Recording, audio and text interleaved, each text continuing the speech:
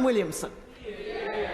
Madam Deputy Speaker, thank you ever so much for having the privilege of being able to bring this adjournment debate to the House today. In 1960, Somaliland emerged independent from the British Empire after many years as the British Somaliland Protectorate. And for 5 days it was independent before it took the step to merge with what was then the trust territories of Italian Somaliland, historic Italian Somaliland, to form a union. Both nations entered that union with optimism, with a sense and a view of creating a pan-Somalia, of where all Somalis would be able to come together. And actually the hope was for so many of those in Somaliland that actually this would be a union of equals. Sadly, over the following 30 years, those hopes and those aspirations of what might have been were not fulfilled. And indeed, as the years progressed, the situation got worse with military dictatorships. And instead of there being a tragic situation of people being discriminated against from the north of Somalia in historic British Somaliland, actually what started to emerge was attacks upon civilians. There was mass killings where tens of thousands of Somalilanders were killed. Civilians were killed. It was one of the few conflicts where fighter jets took off from cities in the area in order to bomb the cities that they'd taken off from, indiscriminately, killing thousands of civilians. Nomadic tribes. I'll give way to the Honourable Lady. And for securing this very important debate. My constituency has a very large Somaliland population of those from Somaliland whose families suffered in, as he's described, in that conflict. What we've seen is last year Somaliland celebrated 30 years of the Declaration of Independence. And they've built up their own independent government, own currency and democratic elections. They've shown the capability to establish a state. Isn't it time, in his view, that the UK government formally recognise their right to self-determination and recognise their need to be an independent state? The Honourable Lady raises a very important point, and this is the key point and reason for this debate, to actually discuss about the fact that Somaliland has developed so much. Because in those years of conflict, where so many Somalilanders were not just in the threat of their lives, but so many hundreds of thousands were displaced, both internally within Somaliland, but also externally. That dream and that vision of actually creating their own homeland once again, re-establishing those old territorial borders, burnt bright, and that is what they actually were able to achieve in 1991. I'll give way to the honourable gentleman. Giving way and draw attention to my interests as one of the vice chairs of the All-Party Group on Somaliland, and been a pleasure to work with the honourable gentleman on these issues. Would he also pay tribute to my predecessor, Alan Michael, and indeed many members of the Somalilander community in Cardiff and across the UK for exposing those atrocities back at the time, including in this House and elsewhere, and explaining what had gone on to the world, and commending them on what they did at that time.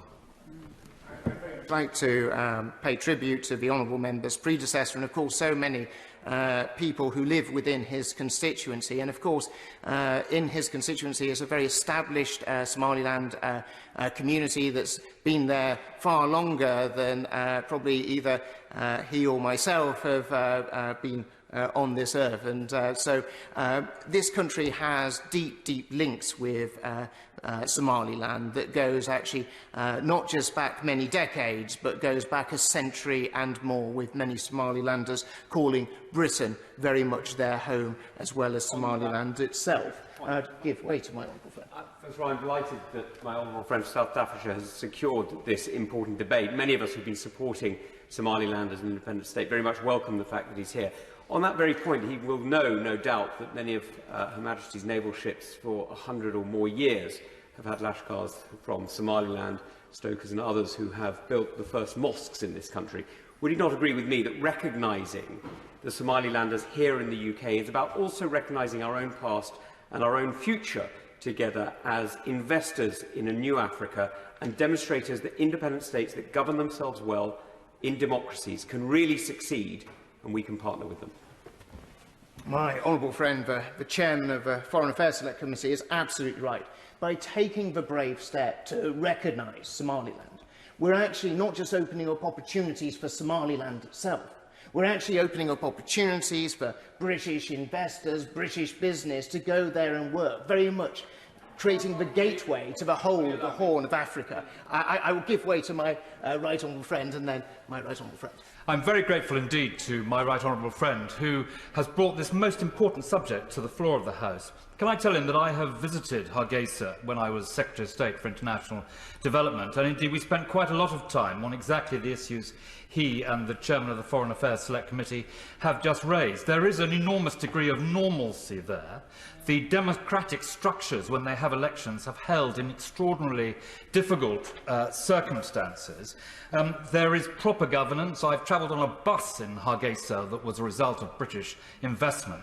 And the case he's making about Somaliland becoming an independent state is one which the Foreign Office normally take the view that they don't want to lead it, but they would support it. But is he aware that the African Union is at least passively acquiescent in that view, if not actively supportive?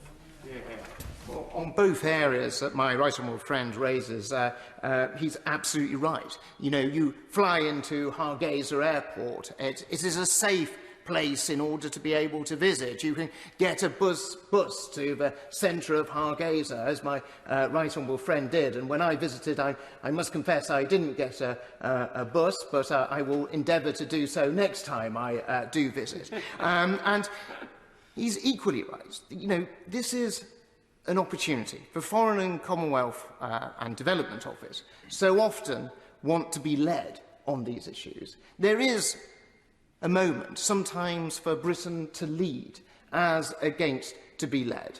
I give way to my right honourable friend, the member for Elmet first. Thank you, Madam Deputy. So I'm most grateful to my right honourable friend. And I think my right honourable friend makes an important point about leading the world, because we have seen throughout the world that where Western nations don't get involved, China does. And when we've had many discussions in this House recently about the influence of China. So does my right honourable friend agree with me, when you look at the development taking place in Somaliland, that actually there are strategic interests in our country and in Western countries to not just see what happens, but to actually take an active leading role and not allow that vacuum to be filled by those who perhaps we have difficulties with? My right honourable friend is so correct in the point as he makes. If you just look to the north of Somaliland and Djibouti, and you see the Chinese investment that is going into Djibouti, and the fact that actually where there is a vacuum, others do step in. And by showing the leadership that this country can show, by recognising Somaliland, actually it shows to those Somalilanders, it shows to the government of Somaliland, the value that we put on their friendship and their partnership. I give way to my right honourable friend. I'm very grateful to my right honourable friend. I commend him for this debate, and I'm honoured to represent a Somaliland community in Swindon. Just building on the points made by right honourable members about the strategic importance of Somaliland, particularly its proximity to international shipping lanes. And we all know from British leadership under our good friend the Noble Lord Haig, this country led the way in dealing with the issues of piracy emanating from the Horn of Africa. Is it not now another opportunity for Britain to show leadership and to recognise stable government in a region that is in pitifully short supply of such quality? My right honourable friend is absolutely accurate in his assessment, and already, as we, even though we're not in a position where we've recognised Somaliland, we already have that level of cooperation with the Somalilanders. Visiting Somaliland when I was Defence Secretary, I saw firsthand the cooperation that British forces were already having with Somaliland in terms of supporting them in protecting their coastal waters, but also by protecting their coastal waters, keeping them safe for the international community. I give way to the honourable lady. Thank the honourable member for giving way and thank him for securing this very important debate, and commend the government for the support it's been providing the administration in Somaliland. Liverpool Riverside has a very long established Somali community and Somalilanders, and I'd like to know whether the honourable member will join me in calling for the UK government to support a binding referendum within 2 years to allow Somalilanders to express their democratic will guaranteed by the international community. Thank you.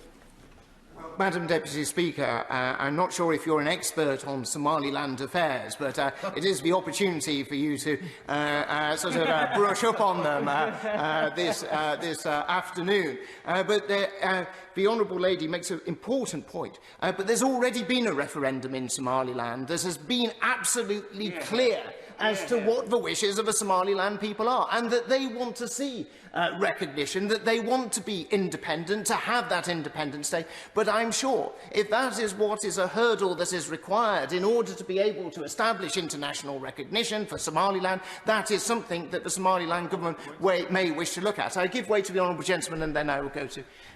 I'm very grateful to the right honourable gentleman, and he has been extremely fortunate not only in the House enabling him to have a lot of time this evening to debate this important topic, but of course in the number of people who are supporting him here and supporting the cause of Somaliland. And of course my own community in Wembley has a huge Somaliland community of expatriates, and one of the points that they've made to me is that they believe, and I would ask if he agrees with them, that in all likelihood a new Somaliland would desperately want to join the Commonwealth.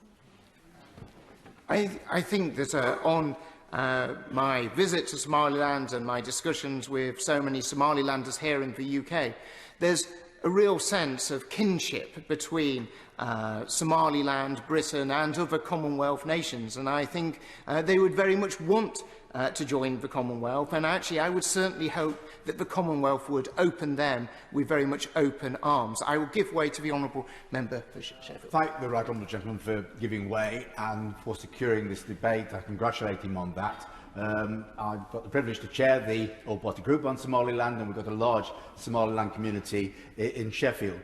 The way he described the formation of what is currently legally Somalia, I think was really interesting, because immediately they gained independence, Somaliland was an independent country, and it voluntarily chose to enter into a union. So the concerns around changing post-colonial boundaries is not a case here in terms of an independent Somaliland. Post-colonial boundary, they were an independent country. And the idea now that Mogadishu has any remit in Somaliland is really a piece of nonsense, and it's time the government recognise that. I very much agree with the right honourable gentleman, and if you do look at the boundaries that have been proposed, they're exactly the same boundaries that were agreed between Britain, Italy and Ethiopia and the French in numerous treaties prior to that. Somaliland is not asking for a change in terms of the boundaries. They're very much what was there in 1960. And there is precedent in terms of the unwinding of acts of union or a confederacy, and you can only have to look to the other side of Africa, where you see the confederation between Senegal and Gabon, which was of course unwound in the late 1980s. So this isn't something that is unprecedented. What we're suggesting is actually going back and recognising that were well-established international boundaries that we ourselves recognise and we ourselves drew up. I will come to the right honourable gentleman on the other side, but I'll just come to my honourable friend and then I will come to the left. I thank my right honourable friend and neighbouring constituency MP. In the Defence Select Committee, we've just produced a report on the Navy and the importance of the sea in a defence capacity, and you just mentioned your visit as the Secretary of State for Defence. Do you believe, or does my right honourable friend agree with me, that it's vital that we recognise Somaliland due to the strategic importance of the location in a defence capacity? I think that my honourable friend is absolutely accurate in terms of pinpointing the strategic importance of Somaliland. And I think that's one of the many reasons as to why it's so vital, not for just Britain, but also for the United States and other NATO members, to lead the way in recognising Somaliland, not just because of the many brilliant things that they have done there, but also the strategic importance of the country and how we reinforce and support that government. I'll give way to the right honourable gentleman, the member for Ward. And to pursue that, is it not really desirable that a state that is stable in this region, which is becoming increasingly unstable, achieves that level of recognition? Because we talk a lot about supply chain vulnerability, and this is one of the most vulnerable places we found when even one ship blocking the Suez Canal caused ripples right the way throughout industry. But also, we should recognise the importance that it would be for communities here and also those in Somaliland to be able to move freely, to be able to have passports that were recognised, to conclude international agreements, and to unleash the energy of the country, which, having a properly administered state in that region, enables them to do so. Isn't it time that we actually grasp this nettle and recognise Somaliland? Deputy Speaker, the level of consensus that is bubbling away in this House is sometimes not always typical, but it is incredibly important to demonstrate the will and feeling of this House on this important issue. I'll give way to my right honourable friend in just a moment, but the right honourable gentleman raises the important point of supply chains. Already you're seeing in the port of Berbera, DP World's investment in terms of the port of Berbera, but also very welcome the British International Investment, BII investment, the old Commonwealth Development Corporation investment amounting to hundreds of millions of pounds. So as a government, we actually recognise the importance of Somaliland. We're willing to invest hundreds of millions of pounds there because we realise that that opens up so much of the Horn of Africa to British goods and investment. But actually, we're still not in the place where we're recognising the state of Somaliland. And I think that's a real tragedy. It's also sad, so sad to see that so many Somalilanders have difficulty travelling to Somaliland. They can't fly direct from the UK, but have to go via either Addis Ababa or Dubai. Actually, by recognising Somaliland, we can make that step of making so many British citizens' lives easier by recognising it. I give way to my right honourable friend. I'm grateful to my right honourable friend for giving way and pay tribute for securing this important debate, and I think the attendance here shows the strength of feeling across the House. But does my right honourable friend agree that recognition can take several forms, and there are some interim steps that the government could take that would show willing, positive progress towards the formal recognition that we all want to see? And that could be steps such as the Department for International Trade, or the Foreign Commonwealth Office, in its responsibilities to the Department for International Trade, to channel food and aid through Somaliland, rather than seeing Somaliland at the wrong end of the supply chain, often ending up with a raw deal. Yeah. Well, that is absolutely correct.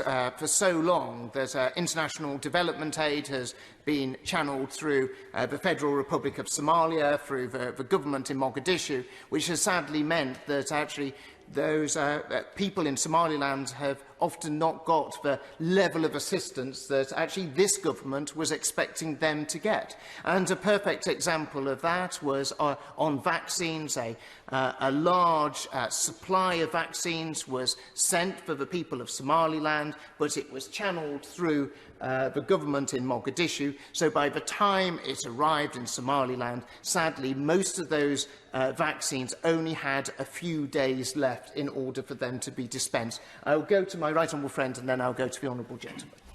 Thank you, Madam Deputy Speaker, and I really do thank my right honourable friend for allowing me to intervene. I don't have any Somalis in my constituency, but I have a great deal of love for the country.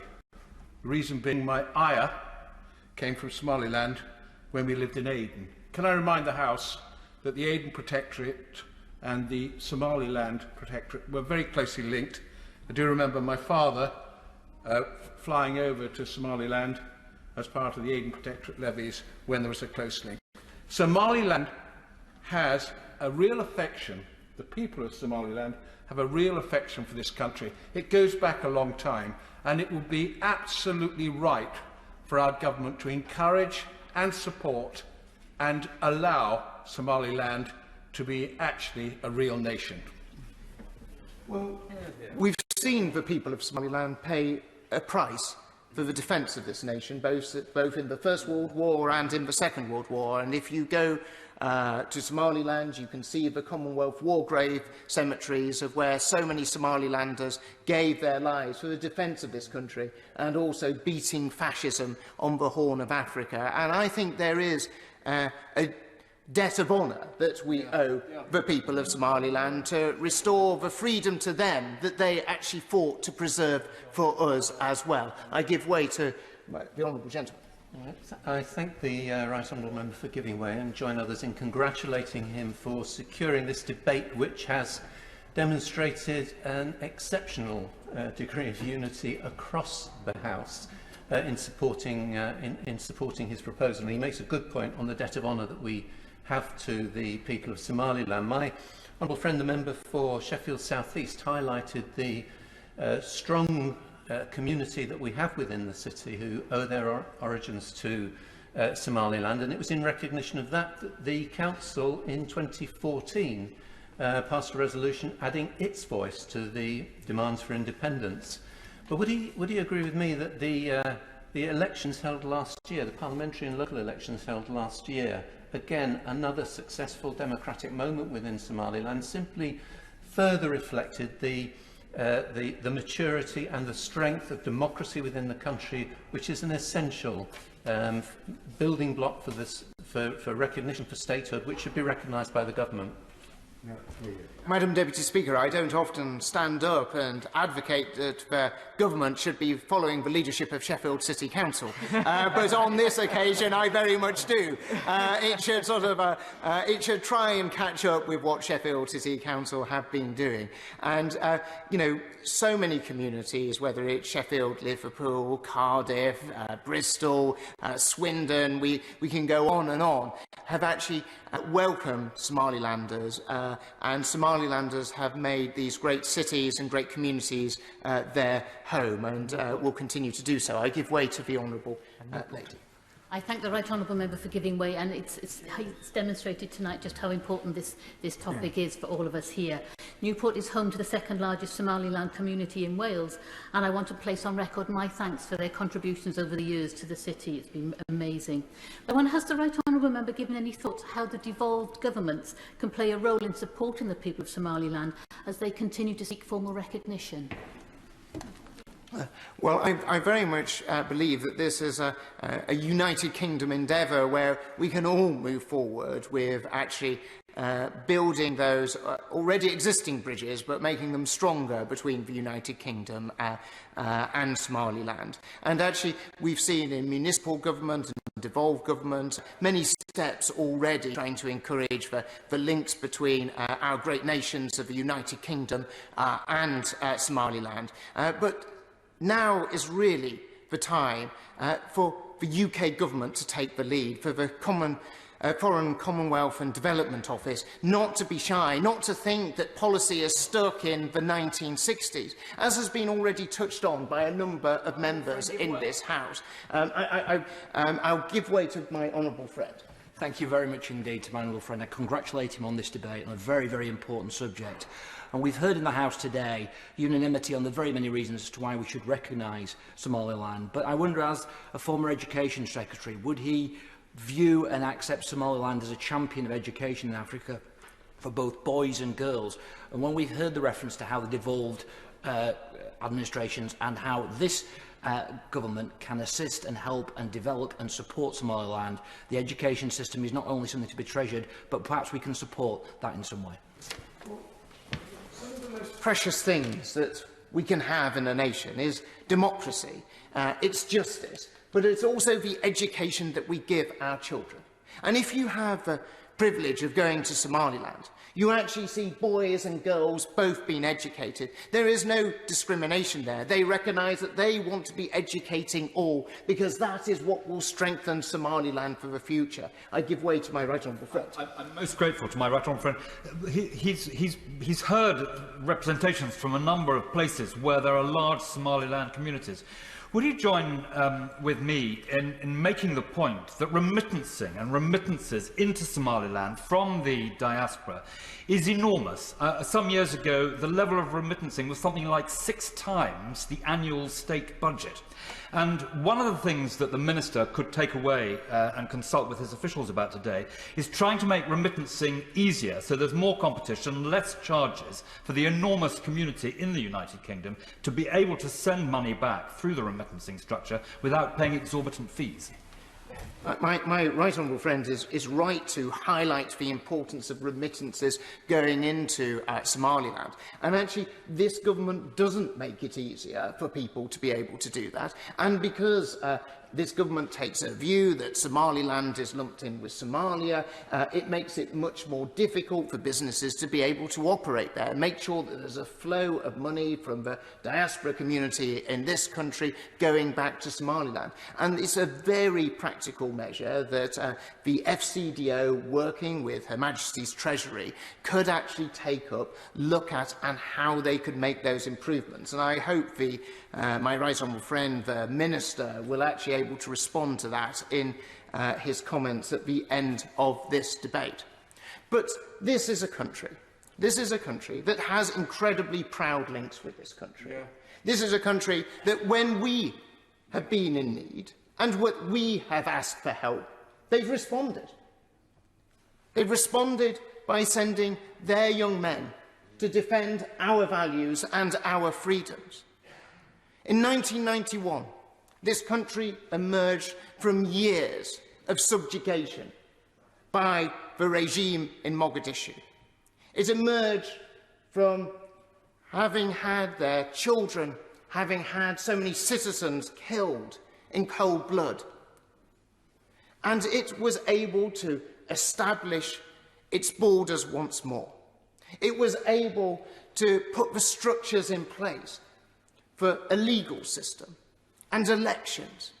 All across Africa, we are always asking for them to have a proper legal system, to educate their boys and their girls, and to make sure there is the establishment of democracy.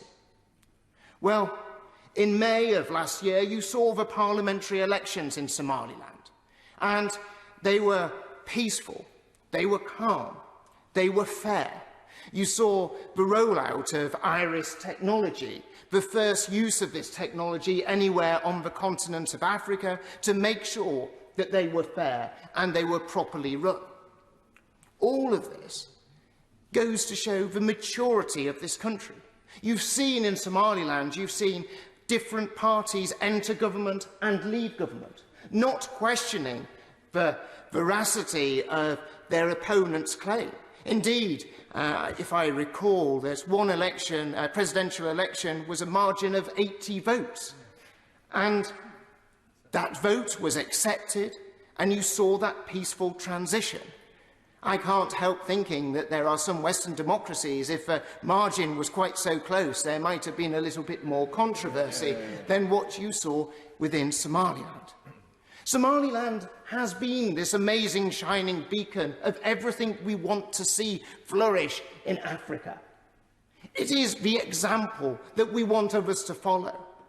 But they need our help and they need our assistance, because around them they see real challenges.